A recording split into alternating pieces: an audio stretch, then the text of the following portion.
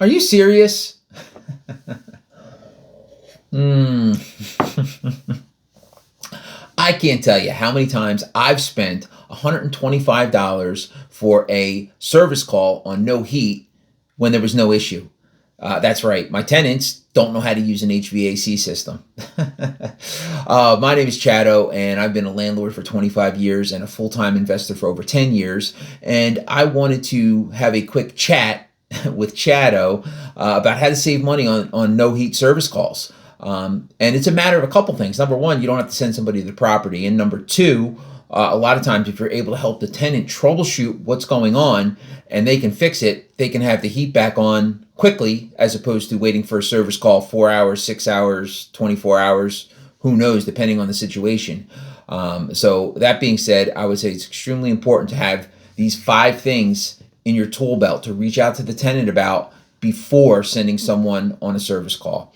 So let's jump into it, right? So I said there's 5 things. So the first thing is the emergency switch. The emergency switch is so common. They're usually a switch that has a big red plate on it. It says emergency switch, emergency shut off, something of that nature. And a lot of times they are at the top of the basement steps, depending on how the property's set up. But it's pretty common, at least in row houses, that it's at the top of the basement steps. And when somebody's going into the basement looking for that light switch, it accidentally gets flipped off. And they don't know, they didn't do it intentionally, but that switch gets flipped off and all of a sudden there's no heat. And they call you up and say, hey, it's cold, there's no heat. Okay, cool. So first thing, check the emergency switch. Did the emergency switch accidentally get flipped down? If that's the case, flip it up, presto, you've got heat again. So that's number one, is to just make sure that the emergency switches are in the right position. And also it's great if you know your property, maybe have it documented where those emergency switches are so you can tell them exactly where to check and you don't kind of say, oh, it might be here, it might be there. So that's number one. The second big thing that you want to make sure is, I would say, hey, text me a picture of the thermostat. Because there will be so much information that you can get from that picture of the thermostat. A lot of times you'll see BATT, or you'll see like a little battery symbol that's getting low. If the battery's going dead, that can sometimes be the cause of the heat not working. So number one, make sure that the batteries are good. Then you can see how they have it set. You can see what the internal temperature actually is. You can see what they have it set to. You can see that it's on heat and not on off, or it's on heat and not on cool.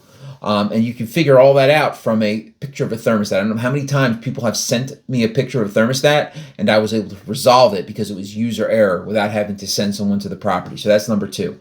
The third big thing that, especially, of course, it only really counts for forced air heating systems, but when was the last time you changed the filter?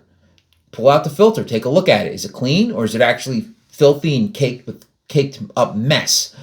There are sensors within these heating systems, and if air can't flow through the filter, those sensors go off and shut the heating system down. So it might not be working right if that filter is caked up and filthy and dirty. Actually, one of the things we do is we know which properties. We have a list of all our properties that have forced air, and we reach out to them at the beginning of every season. Change your air filter, change your air filter, change your air filter. We have documented what all the sizes are, so we can tell them, go to Home Depot, you buy 16 by 25 and replace it. Shoot us a picture, let us know when it's done. And we hound them on that because that's a huge source of issues with the heating system, is that not getting replaced. And plus, it's not good for the heating system for it to be running when the airflow is constrained like that. So that is number 3. Number 4, get as much information as you can regarding what exactly is happening. Is it that it's no heat at all? Everything's bone cold. The heater's not even kicking on. It's not blowing. The radiators are not getting hot. Like it's nothing? Or is it getting up to temperature, but you have it set at 80 or 85 and it's only getting up to 76, right? Because you want it to be a sauna in there. Like, so what's going on? So like, that's number 4, is to really sit down and figure out, ask them what's going on. Is it, when did it go out? How long does it stay on for? Is it just not staying on long enough? And that'll kind of help you sometimes figure out what's going on, which kind of leads into my 5th thing to check for is, and it seems obvious to us, but are the vents covered?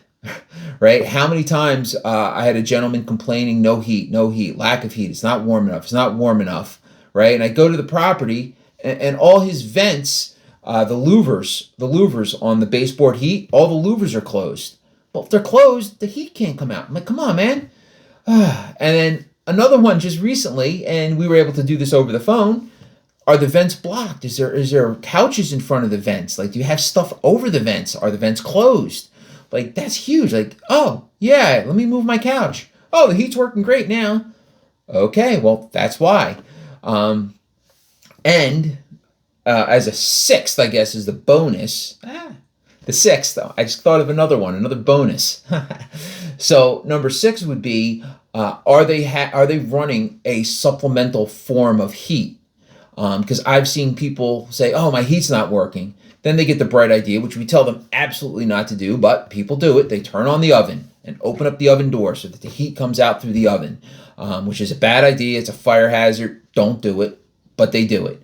Or they can get space heaters. They run space heaters or whatever, and they try to make the place warm by another source. And if the place gets warm by another source, there is no way for the thermostat to kick in, because the thermostat's already at the temperature it's set for, and it's not going to turn on the heater, and they're running some other source of heat. So that's another important question: is what source of heat are they? What source of heat are they using? Another source of heat that could be tripping up the thermostat. So that's another big one. And that being said, I'm thinking about it like, oh, another one just popped in my mind. Sometimes, especially if you have like a third floor room that the regular HVAC system doesn't get to, there can sometimes be user error in if there's like electric baseboard heat. And they might not realize that they need to turn on that electric baseboard heat in the third floor in order to get the heat on.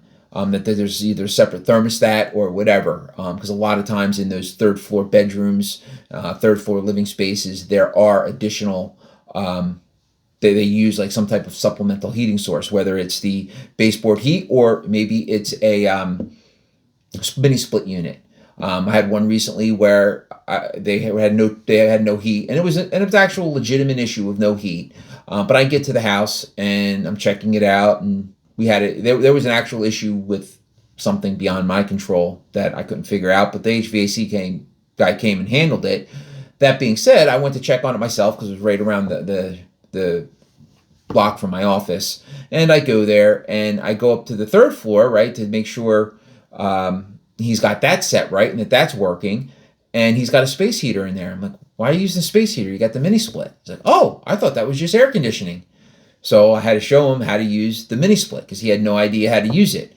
And luckily, he was able to use that heater in the rest of the house because it took a couple days for them to get parts for the issue that they were having with the new heater we installed 2 years ago, which we were able to get under warranty, which was nice.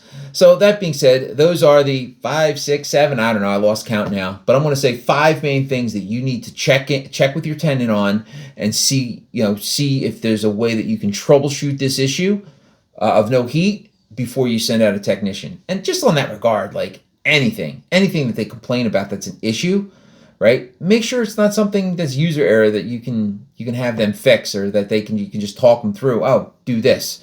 Another big one is the drains, right? The tenants are responsible to keep the drains. They get their hair in the drain, clogs up the drain. All of a sudden, the tub is backed up. Like, hey, go to Home Depot, buy a Zip It, stick it in there, pull it out. The hair comes out, the drain flows. Simple.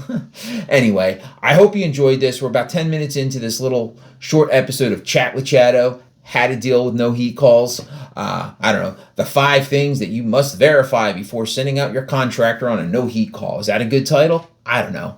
Anyway, if you enjoyed this video, like and subscribe. The algorithm loves that apparently, and show some love. Also, any other things you can think of, let's have a comment and a conversation in the comments. And as always, appreciate your watching another episode of Chat with Chatto.